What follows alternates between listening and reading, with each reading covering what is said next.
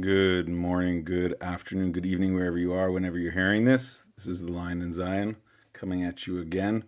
Wanted to follow up on my last stream or podcast regarding what we need to call this for what it is. We're fighting a religious war. We're not fighting a territorial conflict. We're not fighting a national rivalry of nation states. This isn't a fight of national narratives. I know that this probably goes against the grain in terms of Western thought, but that's the truth. The people that were fighting and killing and mass raping and mass murdering on October 7th weren't doing in the name of Free Palestine. They were doing it in the name of Allah. And I will reiterate that this is really important. If you can't diagnose the problem, you will not be able to have any kind of real solutions. Hence why we have gone now into the, sixth decade without this being solved. Again, this not to say that it's a religious war between Islam and Judaism, but there are interpretations of Islam that have created fanatical, hateful ideologies that is fighting the Jewish sovereignty, that's against Jewish sovereignty, and that's really the crux of what's going on. It's the elephant in the room. If let's say it really was a fight over land, then on October 7th, maybe they would have taken over a few kilometers, and like in Seattle when they did those what are called free zones, that would be maybe a little bit more intelligible to their cause. But no, they went into towns, into kibbutzim, some of them the most fervently two-state solution peaceniks, and it didn't matter if they were a man, woman, child, if they were a foreign worker, what color they were. Arabs were killed and murdered as well. This was all in the name of Allah. It was a blood-curdling pogrom we haven't seen since the likes of the medieval ages. And I think it's one of the great propaganda tools of the Eastern, jihadis, to talk about how they don't have problems with Jews and they have problems with Zionists. Well, let's be very clear. Zionist means any Jew who believes that the Jews have an inalienable right to self-determination and sovereignty in their ancestral homeland. If you want to stay in the galut, you want to stay in the exile, great. You want to be a minority, great. You don't want to have any kind of influence or control, that's fine. That's the kind of Jew they don't mind. But if you're going to be able to speak in the name of Jews and have any kind of independence and sovereignty, then they have a problem. Because we're not the cursed, wretched people that we're supposed to be because we rejected the word of their prophet. And that seems to me be the problem. In Dar al-Islam, the land of Islam, they can't reconcile a Jewish return to independence. It doesn't fit within their theological interpretations. And I think one of the things that they use to reinforce and buttress this is to say how good Jews had it, far better than Europe. And maybe they did have a better Europe, but that's like saying the Europeans was like an F minus and they were like an F plus. You know what I mean? The mere fact is that anybody who has any kind of understanding of history in Islamic countries, of Jews, would know really clearly what it was to be a Jew in these countries, these caliphates. You were a second-class citizen. You were what is termed a dhimmi, had to pay the jizya. You weren't allowed to be a witness in an Islamic court. You weren't allowed to ride on horses. You weren't allowed to walk on the right side of a Muslim. And as I said in my previous podcast, was that you had some weird stuff like in the 16th century in Iran, they believed water. Maybe they still do. They believe water can transmit impurity. Jews are impure, so on a rainy day, too bad for those Jews if they needed to walk outside. If you go into Turkey, modern day Istanbul, international city, you can find in their Kasbah houses with very, very small doors. Why? Because a Jew couldn't have a house that was taller than a Muslim's, and you can still see it to this day. So Yeah, this is what I call propaganda of the highest order. There's a great book I recommend. It's written by, well, I wouldn't say written. It's tabulated because it's an encyclopedia essentially. It's called the Legacy of Islamic Anti-Semitism, edited by Andrew Bostom, Bostom. I think it came out around 2008, and it's unreal. Just the cover art, the execution of of a Moroccan Jewess by an artist named, pretty famous French artist named Alfred Dehedenk, painted this, and it's about. And I recommend everybody who hears this to go look it up. She was a 17-year-old Jewess in Morocco called Sol Hachouel, and basically some one of these Muslim Moroccans claimed that she had converted to Islam and then she had rejected it. So she was basically held in apostasy because she had converted, even though she refused to admit it. And because of this refusal, and she did it with grace and strength, it was pretty an amazing story. They put her to death. And what's the sick part? Today, if you go and visit her grave, she's been considered by the Muslim community to be one of their heroes. I mean, talk about a twist of fate.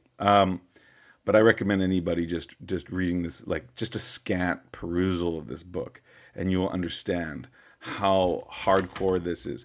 But I felt like there were some quotes that were in the beginning of this book that really deserve some mentioning, and it's just like the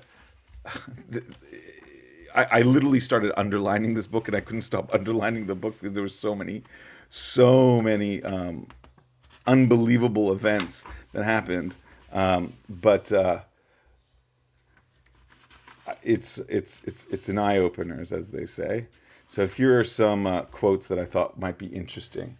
In the Quran, in chapter 2, verse 61, it says, "And humiliation and wretchedness were stamped upon them, and they were visited with wrath from Allah.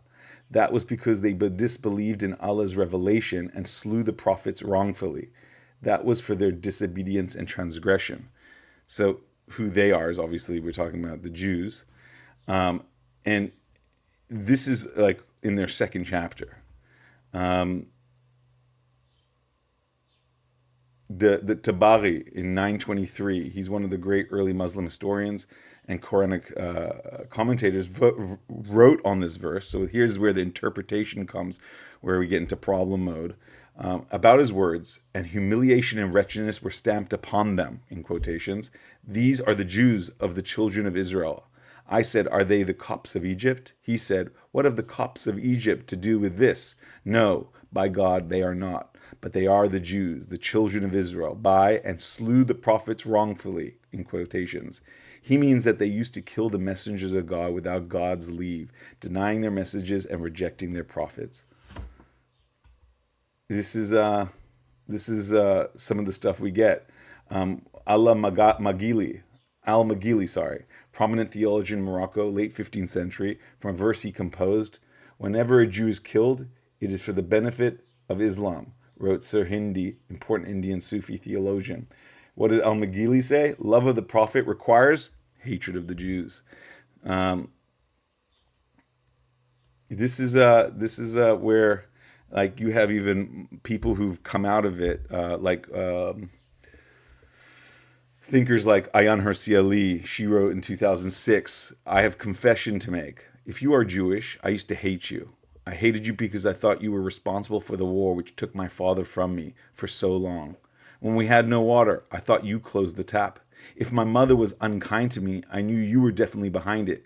If and when I failed an exam, I knew it was your fault. You are by nature evil. You had evil powers and you used them to evil ends. Learning to hate you was easy. Unlearning it was difficult." So this is the kind of intellectualism we're dealing with. I say intellectualism, obviously, with a little smirk on my face. This is the kind of hateful theological interpretations and cultural bigotry that Jews have faced, both East and West. But the point is that the West, to some degree, has gone through its own reformation, has gone through a certain amount of modernization, somewhat painfully, whether it's Europe and post World War II Holocaust, realizing the barbarity of that hate and where it leads to Catholicism in the Vatican II removing the perfidy of the Jew on their Friday sermons. But this hasn't happened in Islamic countries. Time and time again, you'll see Mein Kampf hitting the top of these lists in Amazon. I know for a fact that soldiers that have come back from Gaza have found some of the most radical, hateful, anti-Jewish screeds and books as they're sifting through the schools that have terror tunnels under them, and homes that have posters of these Muslim theologians that are not anti-Israel but anti-Jew. So this is important. I think this is one of those bubbles that have to be popped on our side, and if we ignore it, it's to our own peril. I think October 7th changes our mindset, and we need to face what's in front of us and not try to wish it away, because we think if we wish it away, we can fight it on the terms that we think are beneficial to us. The fact of the matter is, the Jews are a 4,000-year-old ethno-religious identity. We are a indigenous people to the land, and it's not something we have to run to. We have a very ancient tradition. We have a Torah that precurses both the Quran and the Second Testament. And if a religious conversation needs to happen between Jews in order to understand how we fight a religious war with, whether it's Islam or Christianity, that's something we shouldn't feel like we're ill-equipped to be able to handle. If religious symbology is required, then fine. It doesn't mean that we all have to become religious zealots. It just means that part of the conversation is to understand what our tradition is and how it holds us as a cohesive unit in the land of our ancestry, and not only why we are here, but what are the purposes of being here, other than just surviving. As an ethnic minority in the region, this is something that we can't run away from, but actually something we have to embrace. Anyways, I appreciate your time. Till next time. Bye.